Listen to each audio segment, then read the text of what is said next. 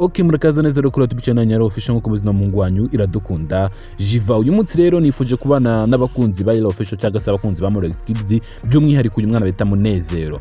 Uyu mwana rero Munezero ejo bundi naka video kamaze nk'iminsi 3 ashyize hanze ari kuvuga ati ngo my name is Munezero, I am 12 years old, I wanna be doctor. Ashaka nyine kuba iki umuntu uzi umuganga nyine ahakereye nawe uri kubyumva nyine muri future yiwe aba yifuza ko yaba iki umudokiteri. Ahangaha urabona ko akiri umwana wiga muri primaire 12, aracyari muto cyane ubwo muri mukagira ngo umwana mukuru ya afite imyaka 12. Uyu mwana rero Munezero imyaka 12 yashyize hanze aka video kararebwa cyane. Umuntu wa mbere wateye comment ubwo ngo twamwita patient zero n'umuntu wa mbere wanduye indwara.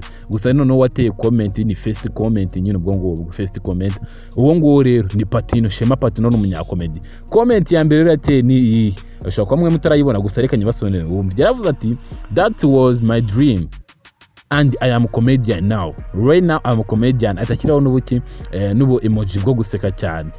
Ibintu bisobanuye cyane abantu bayibonye bakavuga ati bintu n'iki Pattyno yanditse ngo that was my dream. Izo nanjye zari inzozi zanjye. Gusa ubu ngubu ndi umunyakomedi. Ubundi uzacunge buri mwana wese kuva primaire kugera secondary 2 umubaza gute zaba iki cye nzaba umuganga nzaba umunyamategeko nzaba umwarimu nyine ibintu nk'ibyo biri hejuru cyane.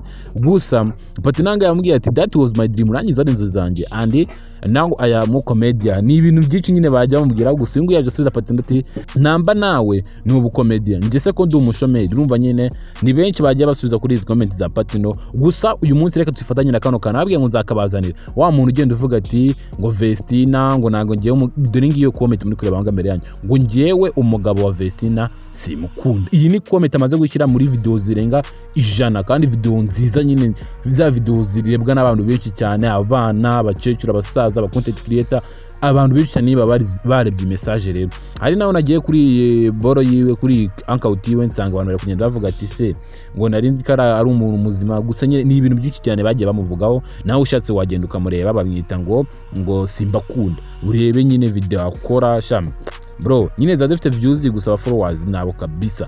Sinzi kandi rero impamvu yanga uyu mugabo wande wa Vestina. Ibyo nabyo tuzabireba ntabwo ari ngombwa ngo mbyinjiremo. Wabona nanjye bagiye bankira muri comment ngo baranyanga ugasanga gusa reka dusubire kuri Moriox Kids cyangwa se kuri uyu mwana bita Munezero. Nakoze video ni yakundwa cyane gusa ubu ngubu reka nabwo nkasubiremo gakeye.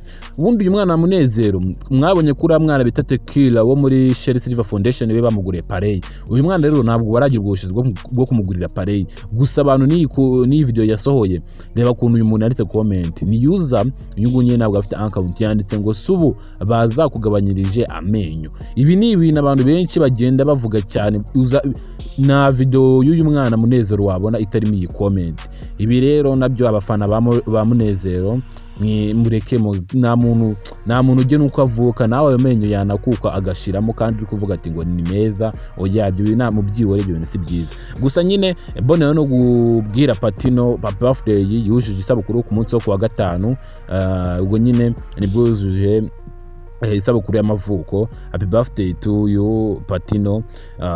Ndakeka birenza byaba ari amatiku. Ndabakunda cyane wa Mungu wanyu dukunda Jiva. Ibuka kugenza ko subscribe. Ciao ciao.